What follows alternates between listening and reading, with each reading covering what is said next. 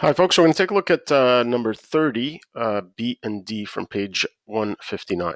All right, so they give us this position function, and they ask us a couple of questions that we haven't seen in a while, because they actually ask us to find the average velocity during the first 5 seconds, and then the average acceleration during the first 5 seconds. So notice here, when we're not saying velocity, which would imply instantaneous velocity, in other words, the derivative of the position function, or just acceleration or instantaneous acceleration, which would represent the derivative at a particular value. They're looking for average velocity. So let's recall what the average rate of change represents. So I'm just going to draw a graph here. Won't necessarily be the graph of this function, just to remind ourselves what we mean by average rate of change. Okay, so say this is the position function. And let's say I draw something for the first 5 seconds. So let's say my function looks like this for the first 5 seconds.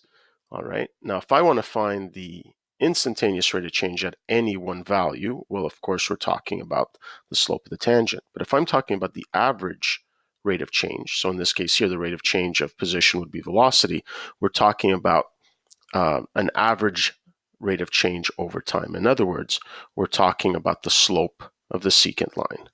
Okay, so remember that that's what we're talking about when we're talking about an average rate of change, and it's over a period of time. Okay, so if I want to find the average velocity over the first 5 seconds, what I'm actually looking for is the slope of this secant line. All right, and how do we find the slope of the secant? Well, again, we just work with the initial point and the final point. So that's going to be the position at 5 minus the position at 0 divided by the difference in the x values, which is going to be just 5 minus 0. All right, so in fact here, to do this part, so this is part B, we actually don't need to use a derivative at all. We don't need to use the velocity because we're looking for this average rate of change. Okay, so let's just put this into our equation. So S at 5, so 5 squared is 25 plus 5 is 30. So 30 to the 2/3, not a particularly nice number. Okay, minus S at 0, 0 squared plus 0 is just 0. So just minus 0 over 5. So our average rate of change, or our average velocity over the first 5 seconds, is just 30 to the 2/3 over 5. Let's see what the units are. And it looks like it is meters per second.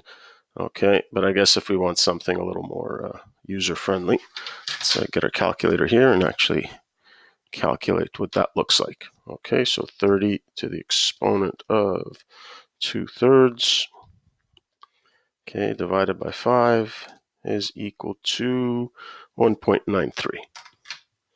So 1.93 meters per second. Okay. So again, we haven't seen this in a while, but it's just this idea of determining an average rate of change, which is determined by the slope of a secant joining 2 points, as opposed to an instantaneous rate of change, which would be the slope of the tangent at one particular moment in time. Okay, so in D, they want us to do the same thing, but they want us to find average acceleration over the first 5 seconds. But of course, acceleration is the rate of change of the velocity function. So first thing we're going to do is find the velocity function. So v at t is just the derivative of the position function. All right, so let's do that here. So we're going to use a chain rule. This t squared plus t becomes our u. So u to the 2/3, the derivative is 2/3 u, which is t squared plus, t squared plus t, and 2/3 minus 1 is negative 1/3. All right. Times the derivative of t squared plus t, which is 2t plus 1.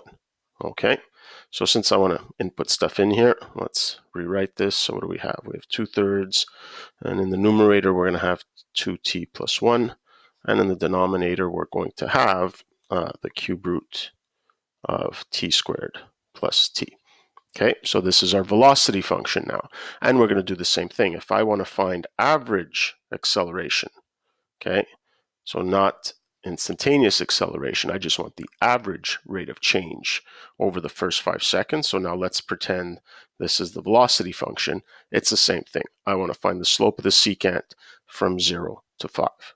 All right, so again, that's just the slope the secant, so it's going to be v at 5 minus v at 0 all over 5 minus 0. Okay. Now, even before I move on, I notice something here that's pretty interesting, is I'm going to skip v at 5, take a look at v of 0. Look what we have. 0 squared plus 0 in the denominator. So that means v at 0 is not even defined. So can we find a rate of change when one of the average rate of change when one of the endpoints doesn't exist?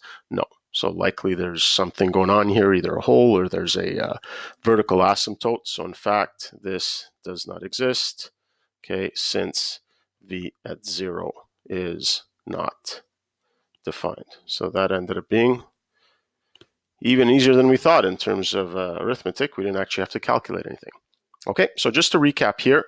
So again, because we're talking specifically about average rate of change, we take the function we're working with and we're finding the slope of a secant as opposed to the slope of a tangent. So in other words, finding the slope as opposed to taking a derivative. Okay, and we did that for the position function. We were able to find an average rate of change. We were not able to do that for the velocity function because one of the values in our definition didn't exist. Okay, that's it for this one.